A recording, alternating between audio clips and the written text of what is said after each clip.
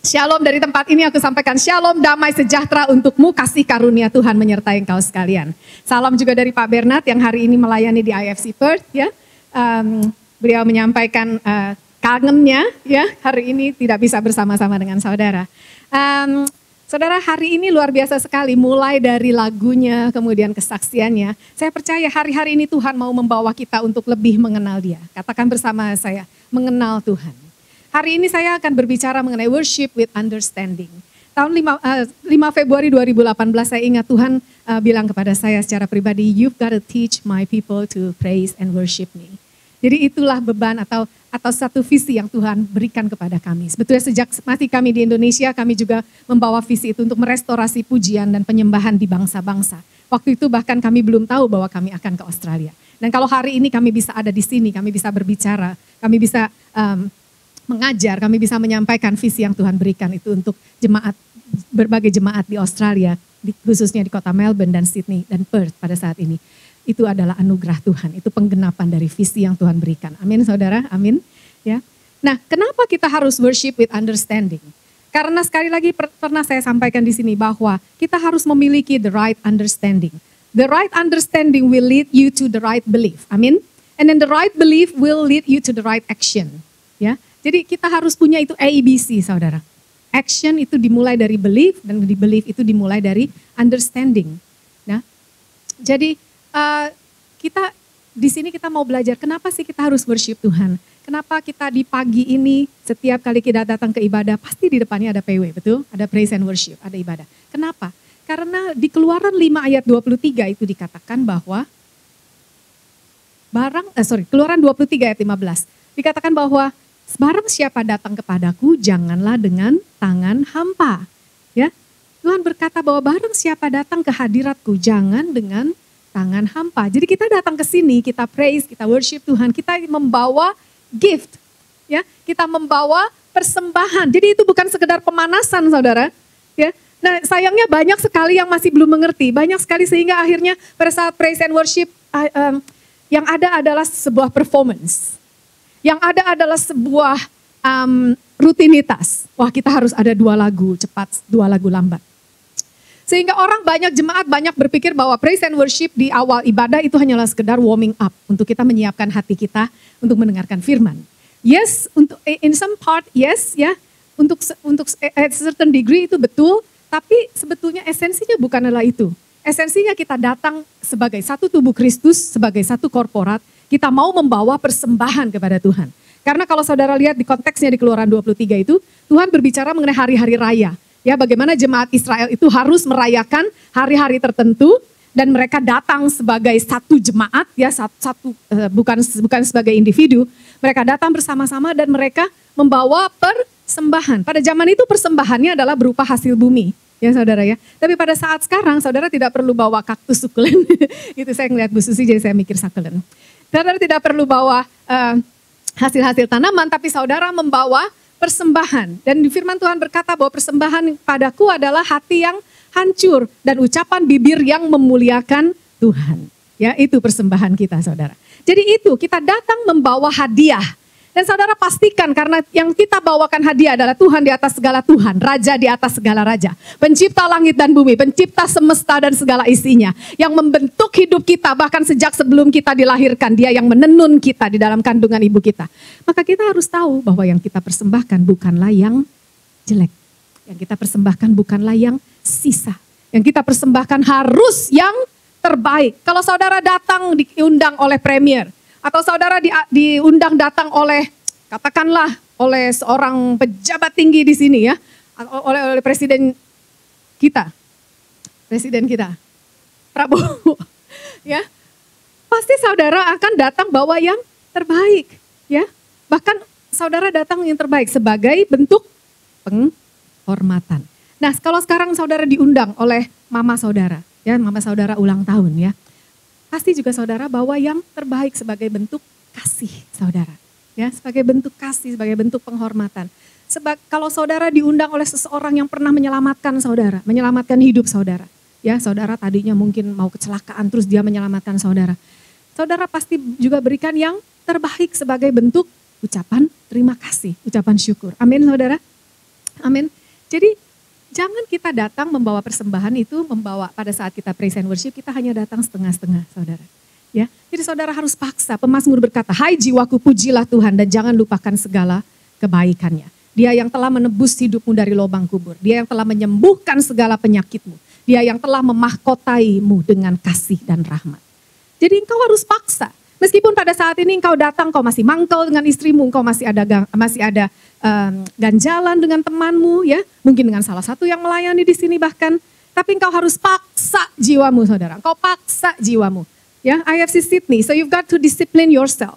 Engkau harus paksa. Saya mengajar di sini sebagai ibu untuk saudara. Saya mengajar sebagai seorang ibu. Ya, so you've got to push yourself untuk saudara bisa memuji dan menyembah Tuhan. Amin, saudara. Karena itu salah satu value kita. Kita mau honor Tuhan, ya, honor Tuhan. So God has to be honored in this place. Jadi pada saat engkau datang sungguh-sungguh hatimu, sungguh-sungguh engkau persiapkan dari rumah. Nah saudara, jangan kita berpikir bahwa, oh PW itu hanya sekedar buffer. Jadi bahkan ya kita sering kadang-kadang melihat jemaat-jemaat itu yang berpikir bahwa, oh ya masih PW. Jadi masih bisa ngobrol-ngobrol dulu, masih bisa mungkin ke toilet dulu dan sebagainya, masih bisa running errand. Now I'm telling you this, no. Yang 10:30 saudara harus ada di sini, amin. Saudara ada di sini, saudara siap, hati saudara sudah siap. Bahkan kalau saudara mau jam 10 kita selalu ada praise service di sini, ya. Betapa penting praise service itu karena kita mau siapkan hati kita semua yang melayani.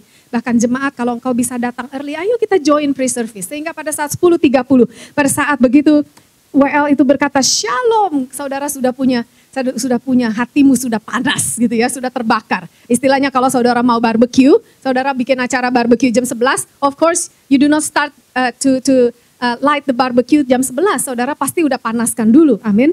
Ya, jadi saudara datang ke sini saudara sungguh-sungguh dan kita akan lihat bagaimana praise and worship itu bisa mengubah hidup saudara, ya. Amin. Nah, saudara Efesus 1 ayat 4 sampai 6. Nah, dulu pada saat saya melayani sebagai worship leader ya saudara, baru di Melbourne. Waktu di Indonesia saya melayani sebagai singer. Tapi di dalam persekutuan kecil, di dalam persekutuan doa di mana kami dimuridkan pada saat itu saya sudah belajar untuk memimpin pujian. Saya melayani sebagai WL, tapi hanya di persekutuan. Kemudian Tuhan ajar, saya menjadi singer, Tuhan ajar lagi. Bahkan engkau pada saat menjadi singer, bukan cuma sekedar engkau pengisi, ya.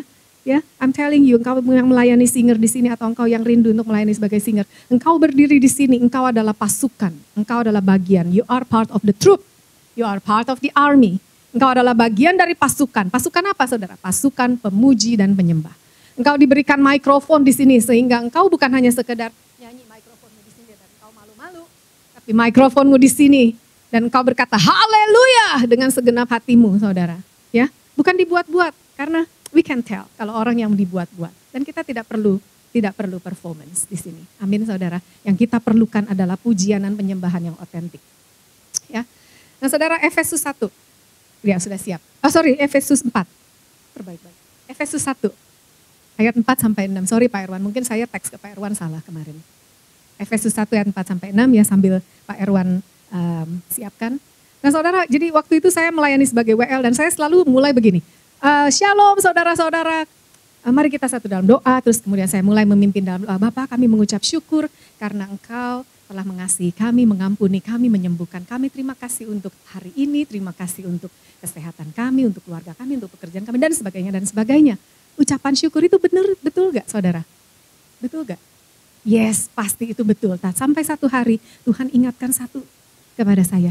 Tuhan bilang, hey ada satu yang kamu ketinggalan, ada satu yang kamu lupa. What is that? Itu ternyata adalah terima kasih Tuhan karena saya dipilih. Katakan bersama saya saudara, saya dipilih. Katakan saya dipilih. Sekali lagi katakan saya dipilih. Nah Efesus 1 ayat 4 sampai 6 saudara berkata waktu itu saya pernah bawa khotbah ini mengenai I am chosen ya. Kalau saudara masih ingat beberapa waktu yang lalu. Saudara kalau ada Alkitab di tangan saudara, saudara bisa buka bersama saya. Sekali lagi mohon maaf saya pasti salah kasih ke Pak Erwan ya. Oke, kita buka bersama dari Efesus 1 ayat 4 sampai 6.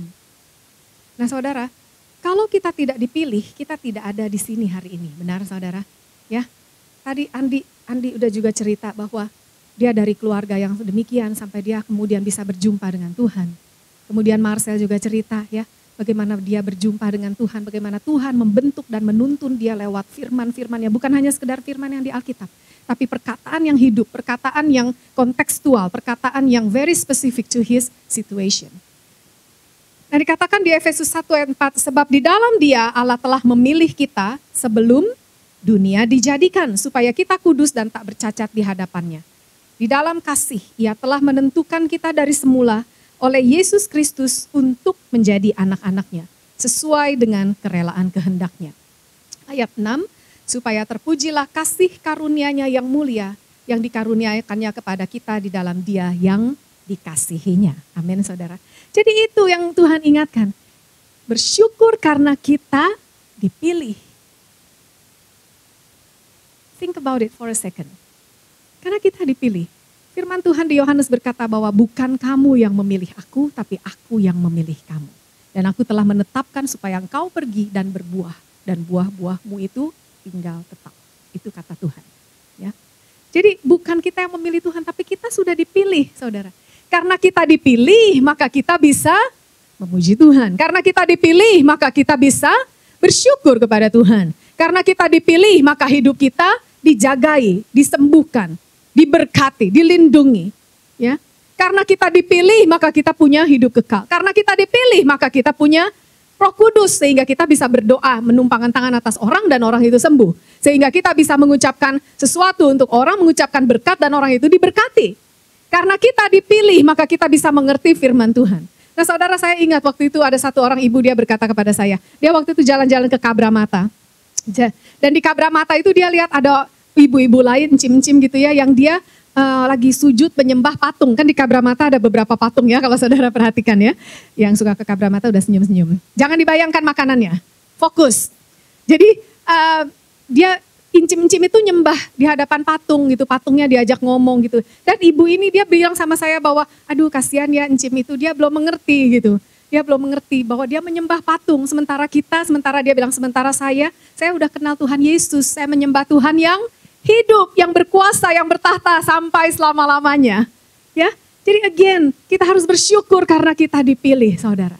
Bukan karena kebaikan kita. Karena pemazmur berkata bahwa bahkan sebelum engkau ditenun, dikandung di dalam kandungan ibumu, aku sudah memilih engkau. Dan di Efesus 1 ayat 4 ini dikatakan bahwa bahkan jauh sebelum itu, Dia memilih kita sebelum dunia dijadikan. Wow. Think about it. Ya. Sebelum dunia dijadikan, Dia sudah memilih kita. Jadi kalau ada di antaramu hari-hari ini merasa engkau biasa-biasa aja hidupmu, you don't have that excitement. So engkau harus mulai baca firman ini, saudara. Saudara nanti pulang, saudara renungkan. Oh iya Tuhan, saya dipilih ya. Dan karena saya sudah dipilih, pilihan itu pasti sesuatu yang bagus, sesuatu yang istimewa. Tapi again, not because of our merit. Bukan karena apa yang kita lakukan, tapi karena ya Dia sendiri aja yang pilih kita. Ya, firman Tuhan berkata, Esau dan Yakub, tapi aku memilih Yakub. Yaitu betul-betul based on his merit. Jadi berdasarkan kasih karunia, berdasarkan pilihan aja. Dia membenci Esau, dia mengasihi Yakub sampai sekarang keturunan Israel, bangsa pilihan. Ya, dan kita ini juga adalah pilihan. Amin, saudara. Jadi itu yang Tuhan ingatkan. Bahkan berarti pada saat engkau tidak punya sesuatu hal pun untuk engkau syukuri, engkau harus kembali kepada ini. Engkau bisa kembali kepada hal ini, bahwa Tuhan, saya dipilih sehingga saya bisa memanggil engkau, sehingga saya bisa mengenal engkau. Ya. Nah, saudara, worship, apa itu sebetulnya worship? Kalau saya bisa ringkas, saudara, worship definition is a way of life or lifestyle yang honor God, loving God, acknowledge Him for who He is and what He's done. Ya, jadi saya bilang pagi ini luar biasa ya, saya bersyukur ya untuk Marcel, untuk Andi. Tadi Andi juga udah sebut ya dari Amsal itu ya, bahwa acknowledge Him in all your ways and He will make your paths straight. Ya, akui Dia di dalam segala jalanmu, maka Ia akan meluruskan jalanmu. Ya, akui Dia dalam segala hal, maka Dia akan meluruskan jalanmu. Jadi itu worship. Pada saat Andi tadi di sini bersaksi, dia sedang worship. Pada saat tadi Marcel memimpin pujian, dia memimpin pujian dan dia juga ada kesaksian, dia sedang worship. Pada saat tadi Bu Vera sedang main keyboard, dia sedang worship. Nah, saudara jangan pikir pelayanan musik ini cuma sekedar apa yang saudara lihat ya. It takes time untuk latihan, untuk latihan supaya jarimu pada saat main do do do do so, do do do do so, itu do do do do do, do do do do do, do do do do do, itu butuh waktu supaya nggak meleset, nggak ke do do do do si, kan meleset kan? Ya, jadi nggak gitu saudara. Jadi butuh waktu. Nah selama waktu yang dia pakai ya untuk latihan ya instead of nonton TV, instead of makan camilan, ya instead of tidur-tiduran, waktu yang imam-imam musik ini pakai untuk latihan untuk mempersiapkan lagu itu juga bagian dari worship. Ya, para ibu yang melayani di kantin, di dapur. Waktu yang mereka pakai untuk potong-potong ketimun ya dan mereka berusaha supaya ketimunnya itu rapi ya 1 senti. 1 senti demi 1 senti, setengah senti demi setengah senti, itu pun worship. Nah pada saat engkau tahu bahwa apapun yang engkau lakukan itu adalah worship, and worship is your way of life, ya, maka segala apapun yang engkau lakukan itu pasti excellent. Karena engkau tahu bahwa engkau melakukannya itu untuk Tuhan semesta pencipta langit dan bumi, pemilik hidupmu. Amin. Ya, jadi nggak ada tuh pelayanan yang setengah hati. Nggak ada tuh praise and worship yang setengah hati. Gak ada tuh pada saat WL berkata, ayo kita puji dia. Dan saudara cuma sekedar. Ya, saudara, you've got to worship God. Engkau harus menyembah. Kalau kanan dan kirimu, depan belakangmu tidak menyembah, itu urusan mereka. Tapi engkau yang sudah tahu bahwa engkau dipilih, engkau ditebus, engkau harus menyembah. Amin saudara. Ya, engkau harus menyembah. Bukan cuma sekedar pujian, nyanyian, tapi melalui hidupmu saudara. Ya, melalui waktu yang engkau spend, waktu yang engkau habiskan untuk mengasihi Tuhan, untuk mengasihi sesamamu. Tidak hanya sekedar pelayanan di gereja, tapi waktu yang engkau habiskan untuk menolong saudaramu, menolong teman kantormu, ya, menolong, pergi mendoakan orang yang sakit. Itu is your way to worship. Tidak semuanya dipanggil untuk pelayanan singer, tidak semua dipanggil untuk pelayanan usher, tidak semua dipanggil untuk pelayanan Sunday school, meskipun semua bisa, ya semua bisa, ya katakan saya bisa, ya, because saya ini ngajar stage 1 ya, saudara kelas 1 dan 2, anak-anak ini selalu saya ajari mengenai value. Ada satu hal yang saya ajari, saya ingat adalah everything you cannot do is something that you can learn, ya sesuatu yang kau tidak bisa adalah sesuatu yang bisa kau pelajari. Jadi kalau engkau berpikir engkau tidak bisa public speaking, engkau bisa belajar mengenai public speaking. Ya, engkau tidak bisa bernyanyi, engkau bisa belajar untuk menyanyi. Asal semua itu engkau pakai untuk memuliakan Tuhan. Ya, bukan untuk mencari popularitas. And then next, so, jadi worship itu adalah, jadi Tuhan itu God, itu Jesus is our kiblat atau direction.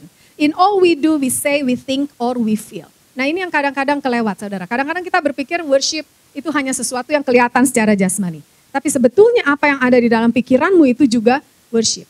Ya, apa yang kau rasakan itu juga worship. Ya, jadi betul-betul engkau harus mengasihi Tuhan, menyembah Tuhan. Nah saudara, sebetulnya kata worship itu sendiri pertama ada di mana saudara? Mungkin beberapa sudah tahu. Di King James ya, kata worship itu pertama muncul adalah pada saat Abraham menyerah, mau membawa anaknya Ishak. Ya, dia berkata kepada bujangnya, tinggallah kamu di sini sebab saya dan anak ini akan pergi menyembah Tuhan. Akan pergi sembahyang kalau di terjemahan baru ya. Tapi kalau di King James itu kita bisa lihat bahwa kata yang dipakai adalah worship. Nah di sini kita bisa melihat bahwa di dalam kata worship itu berarti Abraham menunjukkan adanya ketaatan, adanya apa saudara? Pengenalan, adanya sacrifice, ya thank you Henry, adanya korban, ya itu anak satu-satunya, saudara semua tentu tahu ceritanya ya, anak satu-satunya yang dinanti berpuluh-puluh tahun dan akhirnya sampai dapat, itu ada korban di sana, ya ada taatan, ada acknowledgement, ya bahwa yang disembahnya itu lebih berkuasa, punya otoritas, berdaulat atas hidup dia. Kita belajar mengenai kingdom system selama ini ya saudara, berminggu-minggu Pak Bernard berusaha menjelaskan mengenai kingdom, bahwa king, apa yang diucapkannya itu adalah hukum, adalah ketetapan. Jadi pada saat king itu minta anakmu, serahkan anakmu, itu seharusnya ya kita serahkan karena kita ada di dalam kingdom system. Amin saudara. Ya, jadi itu di sana ada ketaatan, ada persembahan, ada penundukan diri, ada kepercayaan Ya, saudara, ada kepercayaan yang utuh. Sebab kalau Abraham tidak percaya kepada Tuhannya, dia pasti tidak berani. Tapi dia berani, kenapa? Karena dia bilang bahwa Allah sanggup membangkitkan orang mati. Jadi dia percaya, Tuhan ini engkau yang kasih, kalau saya kasih pun engkau sanggup membangkitkan dia. Ya, itu kepercayaan Tuhan, kepercayaan Abraham, Itu, saudara. Jadi pada saat, sekali lagi, pada saat engkau worship, pada saat engkau melakukan sesuatu, terutama pada saat engkau di gereja misalnya, pada saat corporate worship seperti ini, God is the audience. Ya, Tuhan itu adalah penontonnya.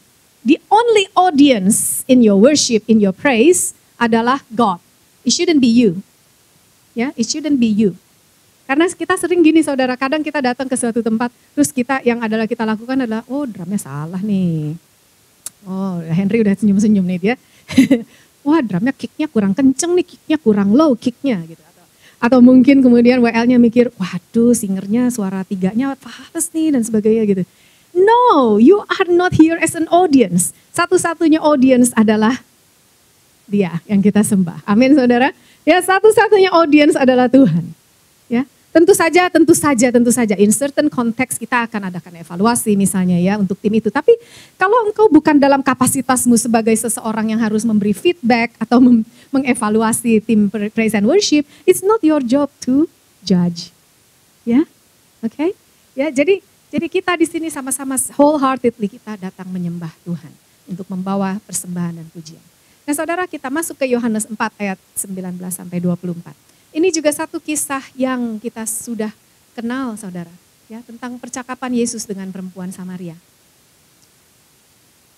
Yohanes 4 ayat 19 sampai 24. Kita baca bersama ya. Kata perempuan itu kepadanya, Tuhan, nyata sekarang padaku bahwa engkau seorang nabi.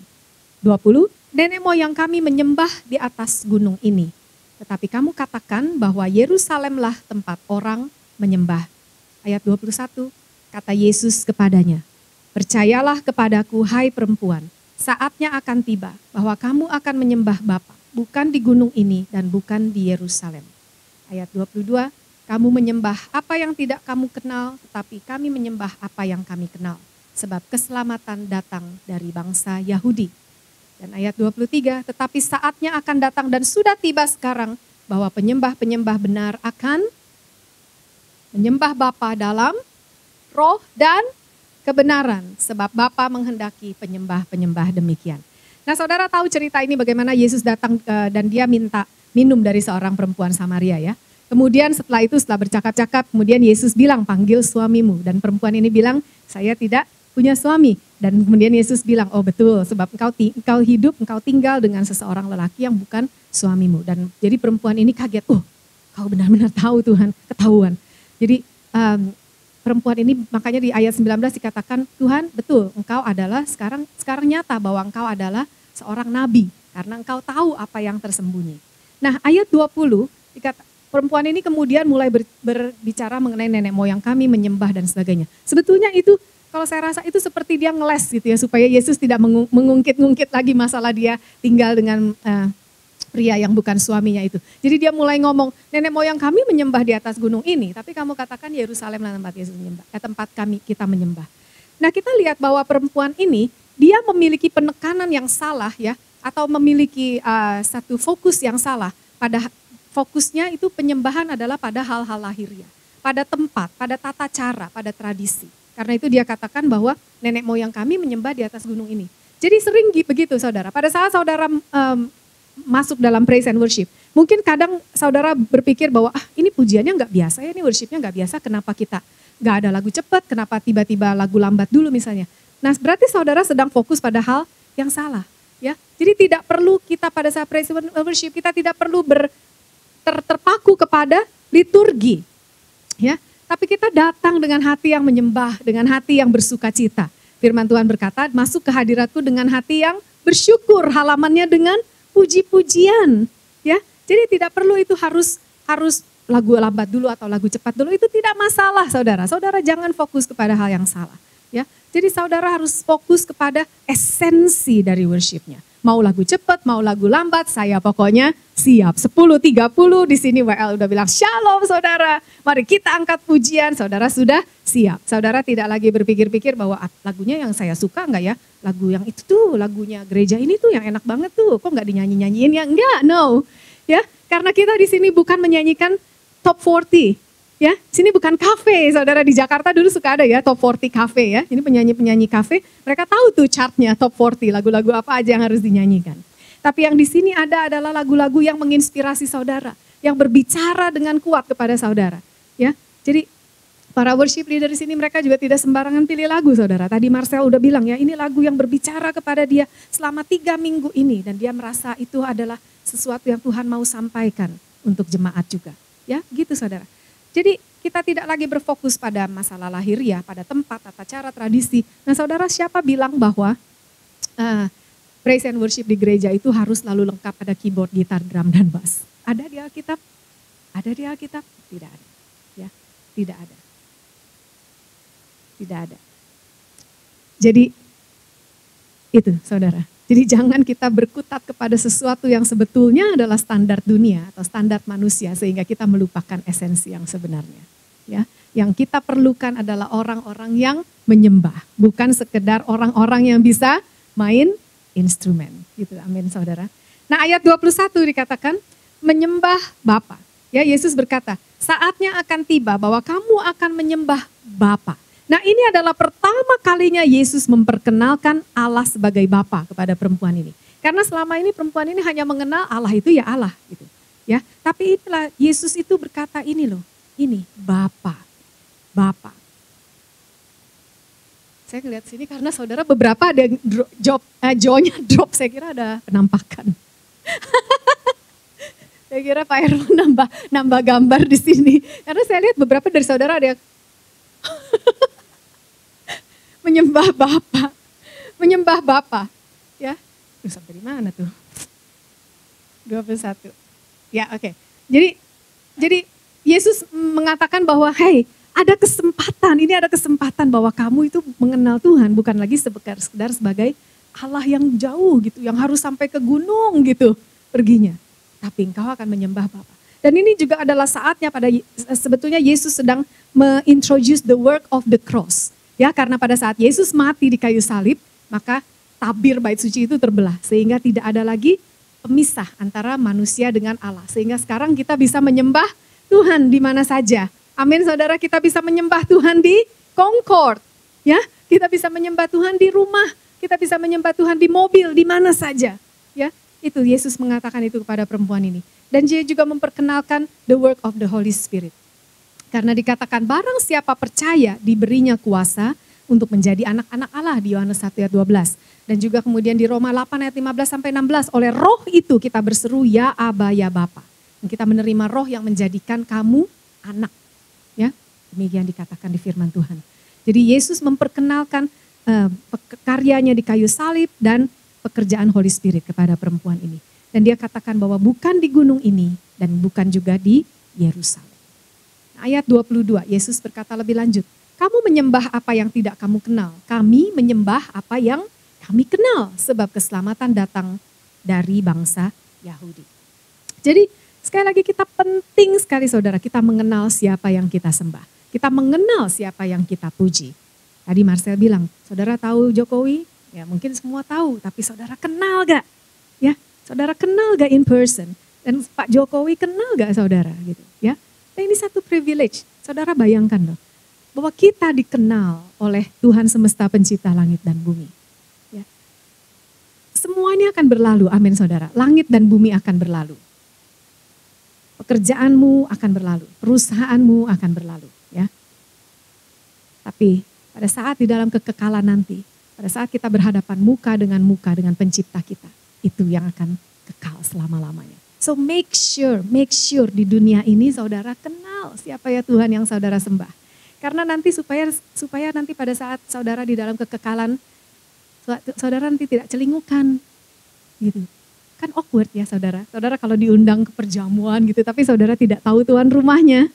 Ya kan awkward kan. Jadi saudara kan tidak mau jadi awkward kan. Makanya saudara harus mengenal Tuhan. colek kanan kirimu, katakan, kamu kenal gak? Kamu kenal gak? Haleluya. Oke, and then next ayat 23 saudara.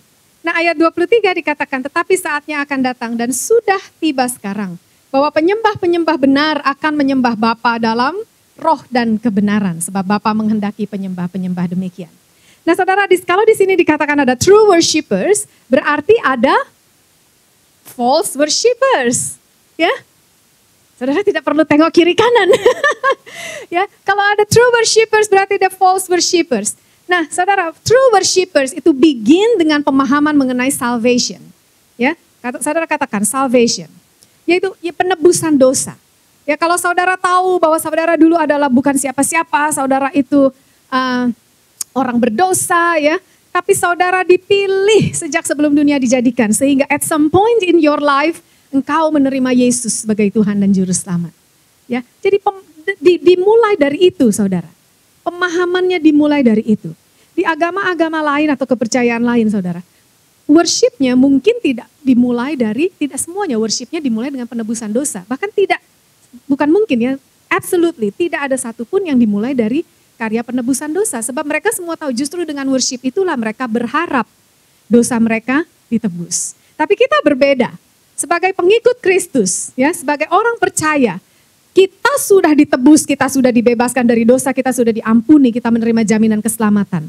Karena itu kita worship. Saudara lihat bedanya? Ya. Jadi di agama lain, di kepercayaan lain mereka worship supaya mereka diselamatkan. Tetapi kita sebagai believers, kita diselamatkan karena itu kita berhutang worship kepada Tuhan kita. Amin saudara. Ya, itu.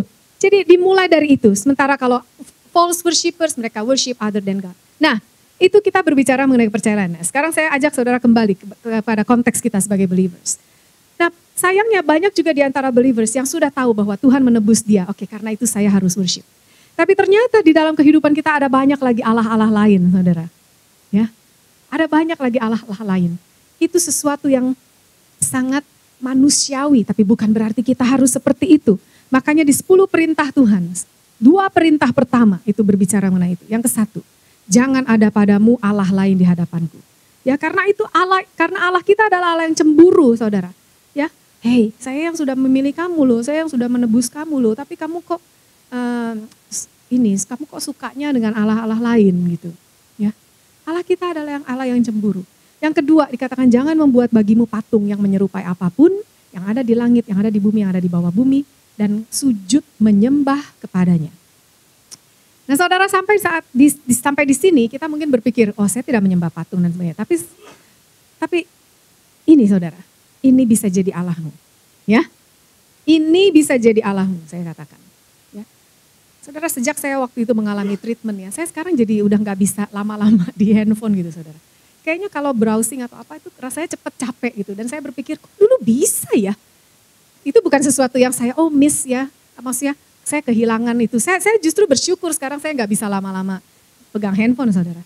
Ya, dulu kayaknya sosial media gitu ya, kemudian browsing, menambah ilmu pengetahuan, menambah information and knowledge yang sebetulnya pada akhirnya semuanya tinggal menjadi sampah, saudara. So be mindful with how you spend your time, karena ini bisa menjadi ilahmu. Kalau engkau memegang ini duluan daripada engkau memegang Bible, ya berarti ini sudah menjadi yang terutama di dalam ilahmu, di dalam hidupmu. Ya. Bisa hal-hal lain saudara, bisa anakmu bisa menjadi Allahmu. Ya. Nanti bulan November hopefully minggu ketiga saya akan mengadakan kelas. Saya lagi berpikir ya apakah judulnya parenting, kalau parenting itu luas sekali ya. Saya mungkin lebih ke arah mendidik anak secara biblikal gitu. Ya. Mungkin lebih ke situ kalau saudara tertarik, saudara bisa put your hands up ya, bisa hubungi salah satu dari tim kibar kita, Pak Erwan atau Pak Malvin. Jadi anakmu itu bisa jadi Allahmu. Jadi dia yang jadi bos. Saudara lihat ya, di dalam keluarga gitu ya, sering ya ada satu anak ini yang jadi bosnya gitu ya. Saya ini bekerja di early childhood settings dan waktu di Indonesia saya tuh ngajar musik saudara. Jadi saya udah mengajar anak-anak itu mungkin sudah ratusan ya, Tuhan percayakan sudah ratusan anak gitu ya. dari mulai yang umur 3 sampai yang udah dulu terakhir murid saya udah ada yang 40-an gitu saudara. Jadi saya melihat banyak gitu ya, bagaimana sejak dini anak itu harus diajari, bukan ABC, sejak dini anak itu diajari bukan 1 tambah 1, 2, and then count your fingers dan sebagainya. Sejak dini anakmu harus diajari mengenai firman Tuhan. Ya, itu nanti kalau saudara tertarik, saudara ikut kelasnya nanti November minggu ketiga. Alright, jadi pekerjaanmu bisa jadi Allahmu, anakmu bisa jadi Allahmu, gadgetmu bisa jadi Allahmu, banyak hal yang bisa menjadi Allahmu. Tapi biarkan Tuhan mengajari engkau, ya, menunjuk kepadamu. I'm not gonna point to specific things in your life at the moment, ya. Tapi biarkan Tuhan sendiri yang menegur saudara. Ya, yang apa sih Tuhan yang menjadi ilah saya. Saya ingat saudara, waktu saya di Indonesia dulu, saya tuh senang infotainment. Tapi itu dulu. Waktu saya masih di Indonesia, setiap jam 11 siang gitu ya, saya tuh nungguin insert, saudara, Trans TV. Kayak senang banget gitu nontonin ya, sampai, tapi itu juga, itu saya kerjanya kan ngajar piano, jadi waktu di Indonesia, jadi saya ngajar kerjanya tuh sekitar jam 2 siang, setengah 2 siang baru pergi gitu, baru berangkat. Jadi jam 11 siang itu saya nontonin gitu. Lama-lama itu jadi kecanduan. Kok kayaknya kalau nggak nonton jam 11 tuh ada yang hilang gitu di dalam hati. Ada yang kurang gitu. Jadi selalu sampai akhirnya Tuhan tegur saya saudara. Tuhan tegur saya dan Tuhan bilang kamu mulai sekarang kamu puasa nonton TV 30 hari. Hah? 30 hari Tuhan. Aduh itu saya jalani saudara. Tapi itu buat saya doang ya. Itu tidak untuk saudara. Saudara pasti nanti punya hal-hal spesifik sendiri. Jadi itu saya jalani 30 hari tanpa TV saudara, betul-betul bukan hanya insert saja tapi semua TV, semua acara TV itu susahnya luar biasa. Tapi karena Tuhan yang menyuruh ya dan karena Tuhan yang memampukan makanya saya bisa. Jadi sekarang saya tidak kecanduan infotainment lagi. Gitu saudara. Jadi kalau saudara hari-hari ini ada yang kecanduan apa gitu ya, saudara cobalah ya. Kalau ini tidak berkenan bilang sama Tuhan, Tuhan tunjukkan apa yang tidak berkenan di hadapanmu Tuhan. Potong itu, pangkas itu, kikis itu satu demi satu. Amin. Saudara yang mau ya, saudara yang mau katakan amin. Alright. Nah saudara, di dalam roh, ayat 24. Allah itu roh dan barang siapa menyembah dia harus menyembahnya dalam roh dan kebenaran. Nah di dalam roh berarti kita menyembah melalui Roh Kudus, dipimpin Roh Kudus and coming from our heart, ada conviction. Ya, jadi roh kita itu bekerja gitu saudara. Bukan cuma sekedar mulut kita. Kan sering kalau saudara tidak tahu, makanya terutama ya saya sering berbicara kepada para WL dan singers, kamu harus hafal lagu. Jadi tidak lagi mengandalkan lirik. Kalau jemaat juga harus, engkau juga harus mulai menghafal lagu. Karena apa yang engkau ucapkan dari mulutmu itu adalah proklamasi, the proclamation and the declaration of your faith.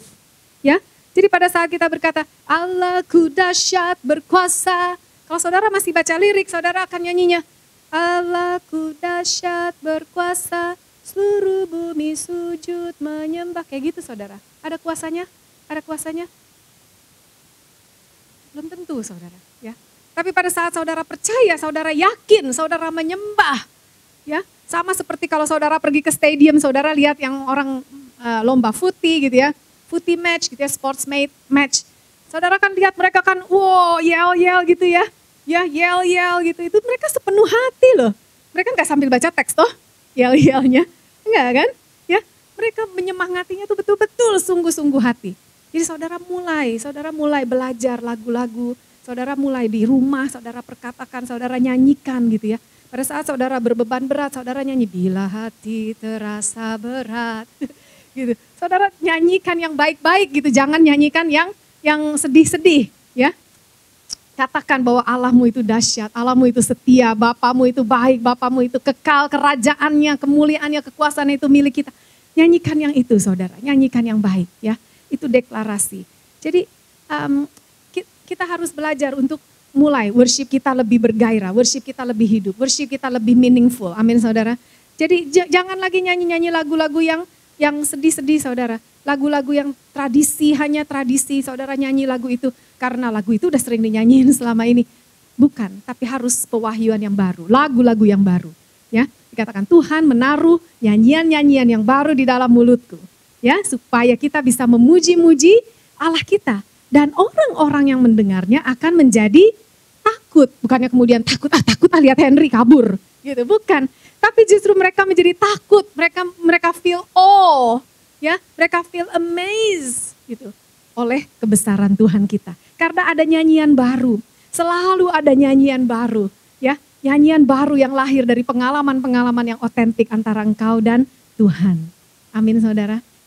Saudara mau dipakai Tuhan untuk melahirkan nyanyian-nyanyian baru? Saudara mau? Ya, ya. Tidak perlu ada verse-nya, ada chorus-nya, ada bridge-nya. Saya sering dikasih lagu, saudara. Dulu itu ya, saudara. Ini cerita sedikit. Saya dikasih lagu, kemudian untuk dipublish itu pada saat kami di Melbourne, itu lama banget itu. Sampai satu hari, jadi saya udah bikin lagunya, kemudian saya discuss dengan Pak Bernard, dia bikin music arrangement-nya. Kemudian sama dia chord-nya dipelintir-pelintir gitu ya, karena chord 145 itu terlalu sederhana. Jadi harus ada slash chord-nya, terus kemana-mana, modulation dan sebagainya. Nah, saya bilang, enggak begini bunyinya, saya dapatnya begini. Terus dia bilang, itu terlalu sederhana, harus yang begini-begini gitu. Terus saya bilang, tapi saya dengernya enggak begitu. Dia bilang, kamu enggak percaya aku diurapi? Mumpung dia enggak ada di sini.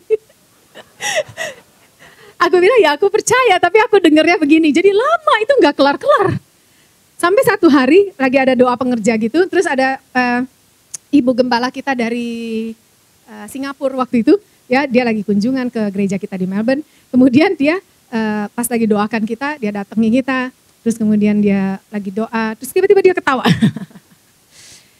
Kamu ini udah banyak dikasih lagu sama Tuhan, tapi nggak keluar-keluar, karena makanya jangan mengandalkan pertimbangan manusia. Dia bilang gitu, padahal kita sama sekali nggak pernah cerita bahwa kita ini lagi nulis lagu, kita ini lagi produksi lagu gitu. Jadi akhirnya sejak itu ya udah kita mulai nulis. Jadi masing-masing mengalah, potong sedikit egonya, akhirnya jadilah lagu-lagu yang sampai saat ini memberkati at least kehidupan saya. Oke, terus gitu saudara. Jadi gitu ya, jadi lahir nyanyian-nyanyian yang baru. Ya, bukan lagi sekedar nyanyian-nyanyian yang ada di bibir. Saudara, bodily worship will stop, ya. Tetapi spiritual worship will continue to the eternity. Jadi saudara pastikan, saudara di sini, saudara masih di bumi, saudara belajar itu mengenai worship, yang spiritual worship seperti apa. Supaya nanti saudara di sana pada saat engkau bertemu dengan Tuhanmu, engkau sudah tahu ini Tuhan, ya. Bahkan jangan menunggu sampai di kekekalan, tapi di sini pun engkau sudah bisa berkata, ini Tuhan. This is for you. Amin, saudara. Ya. Oke, saya minta pemusik boleh maju ke depan. Di dalam kebenaran sedikit ya, saudara pasti tahu bagaimana kita menyembah Dia di dalam kebenaran. Saudara harus baca firman sehingga saudara tahu bagaimana menyembah Dia dalam kebenaran. Sehingga saudara tahu bahwa Dia segala sesuatu yang baik berasal dari Tuhan. Gitu ya, sehingga kalau nanti ada nyanyian yang kelihatannya, kok nggak semuanya yang baik dari Tuhan, ada yang jelek dari Tuhan, saudara tahu, ini tidak sesuai kebenaran firman Tuhan. Pak Erwan boleh ditampilkan foto yang kemarin saya kirim. Ya. Saudara tahu orang ini? Ini adalah Howard Hughes, 1905 sampai 1976. Dia seorang bilioner ya saudara ya, seorang yang sangat-sangat kaya, sangat terkenal, punya aviation company dan sebagainya, punya kasino banyak ya. Dia meninggal tahun 1976. Pada saat dia meninggal net worth-nya itu 2,5 billion dollars. Pada saat dia meninggal itu tahun 1976. Tapi dia hidupnya itu karena dia mati karena overdosis ya, karena obat-obatan dan sebagainya. Nah, pada saat dia meninggal karena dia itu punya banyak kasino, jadi public relation manajernya itu berkata kepada kasino-kasinonya itu, pada perusahaan-perusahaannya dia, ayo untuk kita menghormati Mr. Hughes, kita akan melakukan 1 minute silence. Ya, jadi mereka tetapkan satu hari itu, pada satu hari tertentu itu mereka akan melakukan 1 minute silence. Jadi pada saat itu di kasino-kasino, pada saat jamnya, kemudian mereka semua berdiri dikatakan, ayo kita 1 minute silence. Gitu ya. Jadi mereka akhirnya yang lagi judi gitu ya, yang lagi main game, semua tuh harus stop, main dingdong semuanya stop. Jadi mereka berdiri, mereka silence. Saya nggak bisa 1 menit saudara, kelamaan. Jadi 1 menit mereka silence untuk mengenang Mr. Hughes. Ya. Saudara bisa bayangkan itu awkwardnya, karena mereka nggak kenal, mereka cuma datang ke kasino, mereka hanya untuk judi, mereka hanya untuk senang-senang, mereka untuk nonton entertainment. What is this about? Ya, tapi karena peraturannya seperti itu ya mereka melakukannya aja. Jadi mereka melakukan ya udahlah 1 menit lah udah. Dan setelah menit terakhir, setelah 1 menit itu selesai, si bos yang dealernya, card dealernya berkata, sudah selesai. Ayo sekarang kita main lagi. Ayo main lagi. Wah, langsung semua main lagi. And everybody forgets about Mr. Hughes. Si card dealernya tadi bilang, he's got his 1 minute. Dia udah dapat. Udah tadi kita udah selesai. He's got his 1 minute. Yang kedua saudara. Foto berikutnya Pak Irwan. Yesus. Anak domba Allah. The darling of heaven. Satu-satunya putra kesayangan, putra tunggal Allah Bapa. Yang lahir ke dunia. Yang tidak menganggap kealahannya sebagai sesuatu yang harus dipertahankan. Melainkan telah mengambil rupa seorang hamba.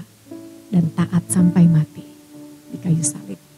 Dia yang kaya, tapi dia menjadi miskin supaya kita menjadi kaya. Apakah penyembahan kita hari-hari ini saudara untuk Yesus? Seperti 1 minute silence untuk Mr. Hughes. You just come to church and then you reluctantly sing because everybody is singing and it will be so awkward if you're not singing. Apakah penyembahanmu itu hanya sekedar, oh iya saya mau saat teduh makanya sekarang saya akan nyanyi 1 lagu dulu supaya hati saya siap, pikiran saya gak kemana-mana. Atau apakah engkau sungguh-sungguh datang untuk menyembah, untuk mengasihi dia. Untuk mengasihi dia. Untuk mengucapkan syukur kepadanya. Semua mata terpejam saudara.